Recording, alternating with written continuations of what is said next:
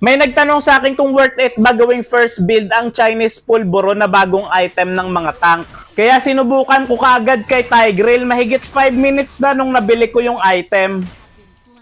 Kaya ito, tignan natin. Alam naman natin itong bagong item ng mga tank, ang Chinese Pulveron, ay nagpapabawas sa attack speed ng kalaban at sakto may kalaban kami ditong Roger at Claude. At may isa pa itong passive kung saan kapag bumaba sa 30% ang buhay mo, magkakaroon ka ng extra HP regen. May posibilidad na mabuhay ka pa sa clash, pwede rin namang hindi na. Maganda talaga yung item para sa mga tank dahil nagpapabagal ito ng attack speed ng kalaban at syempre bilang initiator at setter, kinakailangan rin natin makaligtas kapag nabitaw na natin yung set natin. At medyo matagal rin ang cooldown ng passive ng bagong Chinese Pulveron na item, kaya parang hindi rin nasusulit. Maganda naman ang nilalaro ko dito at mayroon akong 25 assists at panalo kami. Pero kung ako ang tatanungin kung sulit ba first item ang Chinese Pulveron, ang masasagot ko ay hindi.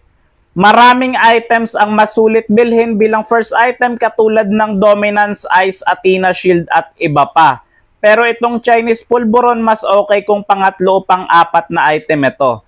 Parang pag-aasawa lang. Ang pagpili ng mapapangasawa at pagpili ng item ay parang kapareho lang. Dapat maging matalino ka sa pagpili para hindi masayang ang panahon mo at ang pagkakataon mo.